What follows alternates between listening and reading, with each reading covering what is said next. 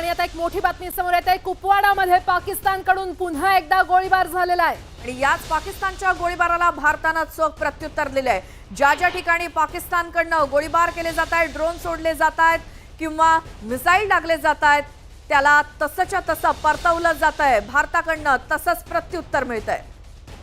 तर कुपवाडामध्ये पाकिस्तानने पुन्हा गोळीबार केला, मात्र पाकिस्तानच्या या गोळीबाराला भारतीय सैन्याने चोख प्रत्युत्तर दिलेलं आहे।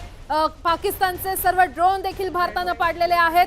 ज्या प्रकारे पाकिस्तान गोळीबार करतंय त्याला देखील भारतीय सैन्य जशास तसं चोख प्रत्युत्तर देत आहे। कुपवाडामध्ये पुन्हा एकदा पाकिस्तानने गोळीबार करण्याचा प्रयत्न केलाय, पुन्हा एकदा त्यांना उत्तर मिळालं। आणखीन एक मोठी बातमी, भारताकडून पाकिस्तानला उत्तर दिलं जातंय जशास तसं।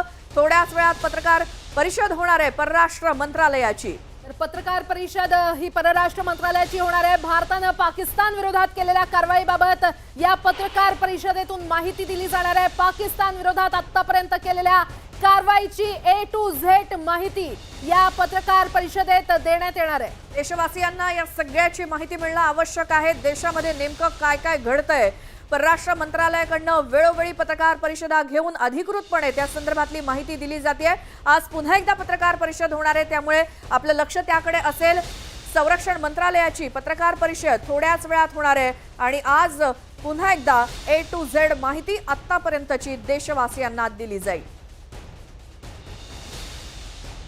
आता एक मोठी घडामोड, जैसलमेरमध्ये देखील पाकिस्तानने हल्ल्याचा प्रयत्न केला असल्याचं कळतंय आणि पाकिस्तानचा हा हल्ला भारताने उधळून लावलाय। भारताच्या एअर डिफेन्स सिस्टमनं हा हल्ला उधळून लावला।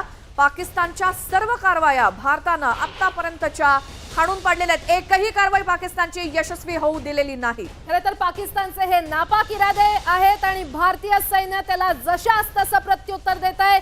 कोणत्याही पाकिस्तानच्या प्रयत्नांना भारताकडून तसंच उत्तर दिलं जात आहे, कारण भारताच्या एअर डिफेन्स सिस्टमने पाकिस्तानचे हे सर्व प्रयत्न हाणून पाडलेले आहेत।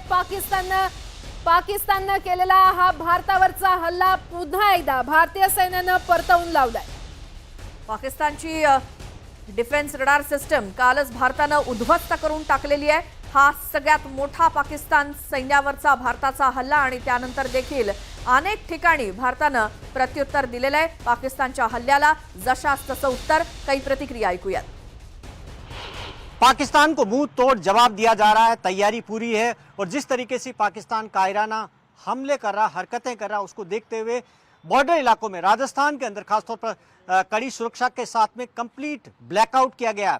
रात 9 बजे से इस वक्त मैं जैसलमेर में हूँ। जैसलमेर की तस्वीर देखिए कि इस वक्त आपको सोनार फोर्ट के सामने लेकिन नजर नहीं आएगा, पूरे शहर के अंदर ब्लैकआउट कर दिया गया इस वक्त। और अब ये सुबह 4 बजे तक रहेगा। सिर्फ जैसलमेर ही नहीं, बाड़मेर, बीकानेर, श्रीगंगानगर, फलौदी और जोधपुर के अंदर भी ब्लैकआउट रहेगा, जिससे कि दुश्मन किसी तरीके का यहाँ पर हमला करने की हिम्मत नहीं कर पाए।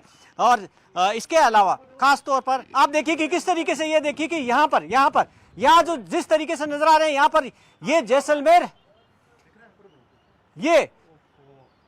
जैसलमेर के आसमान में आप देखिए कि किस तरीके से, शायद ये ड्रोन हो सकते हैं। आप देखिए कि किस तरीके से, क्या ये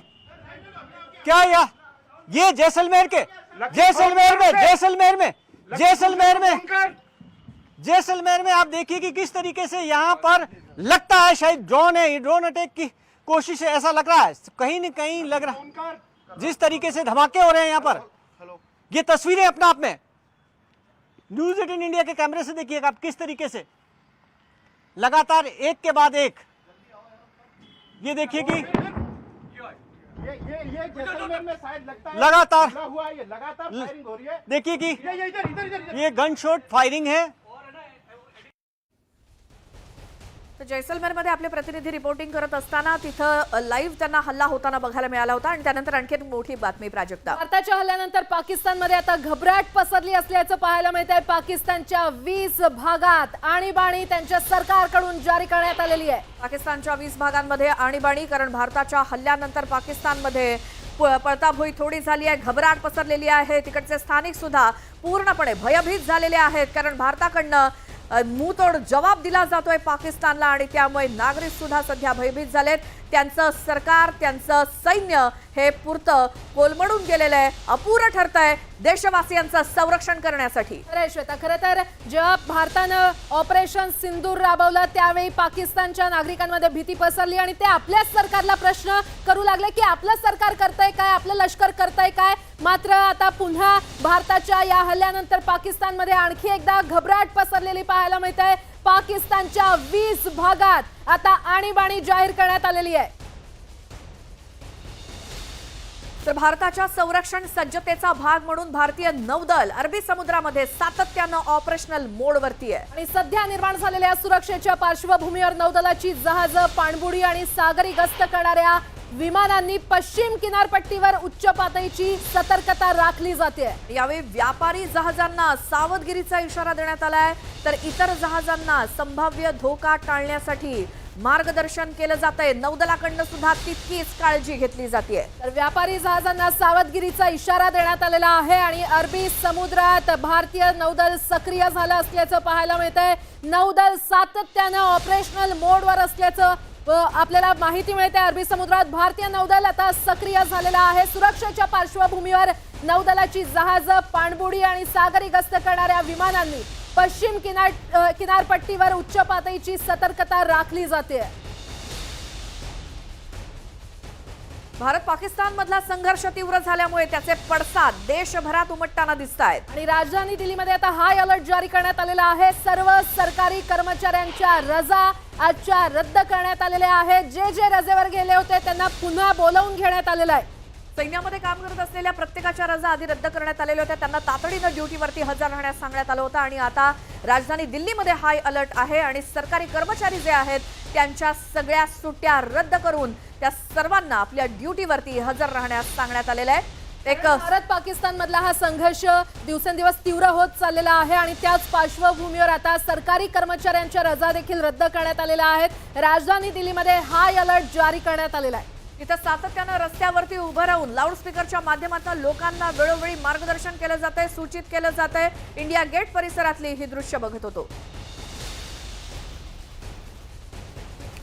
तर भारताच्या संरक्षण सज्जतेचा भाग म्हणून भारतीय नौदल अरबी समुद्रामध्ये सातत्यानं ऑपरेशनल मोडवरती आहे. आणि सध्या निर्माण झालेल्या सुरक्षेच्या पार्श्वभूमीवर नौदलाची जहाजं, पाणबुडी आणि सागरी गस्त करणाऱ्या विमानांनी पश्चिम किनारपट्टीवर उच्च पातळीची सतर्कता राखली जाते. यावेळी व्यापारी जहाजांना सावधगिरीचा इशारा देण्यात आलाय, तर इतर जहाजांना संभाव्य धोका टाळण्यासाठी मार्गदर्शन केलं जातंय. नौदलाकडनं सुद्धा तितकीच काळजी घेतली जाते. तर व्यापारी जहाजांना सावधगिरीचा इशारा देण्यात आलेला आहे आणि अरबी समुद्रात भारतीय नौदल सक्रिय झालं असल्याचं पाहायला मिळतंय. नौदल सातत्यानं ऑपरेशनल मोडवर असल्याचं आपल्याला माहिती मिळते. अरबी समुद्रात भारतीय नौदल आता सक्रिय झालेलं आहे. सुरक्षेच्या पार्श्वभूमीवर नौदलाची जहाजं, पाणबुडी आणि सागरी गस्त करणाऱ्या विमानांनी पश्चिम किनारपट्टीवर उच्च पातळीची सतर्कता राखली जाते. भारत पाकिस्तान मधला संघर्ष तीव्र झाल्यामुळे त्याचे पडसाद देशभरात उमटताना दिसत आहेत. आणि राजधानी दिल्लीमध्ये आता हाय अलर्ट जारी करण्यात आलेला आहे. सर्व सरकारी कर्मचाऱ्यांच्या रजा आजच्या रद्द करण्यात आलेल्या आहेत. जे रजेवर गेले होते त्यांना पुन्हा बोलावून घेण्यात आलेलं आहे. सैन्यामध्ये काम करत असलेल्या प्रत्येकाच्या रजा आधी रद्द करण्यात आलेल्या होत्या. त्यांना तातडीनं ड्युटीवरती हजर राहण्यास सांगण्यात आलं होतं आणि आता राजधानी दिल्लीमध्ये हाय अलर्ट आहे आणि सरकारी कर्मचारी जे आहेत त्यांच्या सगळ्या सुट्ट्या रद्द करून त्या सर्वांना आपल्या ड्युटीवरती हजर राहण्यास सांगण्यात आलेलं आहे. भारत पाकिस्तान मधला हा संघर्ष दिवसेंदिवस तीव्र होत चाललेला आहे आणि त्याच पार्श्वभूमीवर आता सरकारी कर्मचाऱ्यांच्या रजा देखील रद्द करण्यात आलेल्या आहेत. राजधानी दिल्लीमध्ये हाय अलर्ट जारी करण्यात आलेला आहे. इथं सातत्यानं रस्त्यावरती उभं राहून लाऊडस्पीकरच्या माध्यमातून लोकांना वेळोवेळी मार्गदर्शन केलं जातंय, सूचित केलं जातंय. इंडिया गेट परिसरातली ही दृश्य बघत होतो.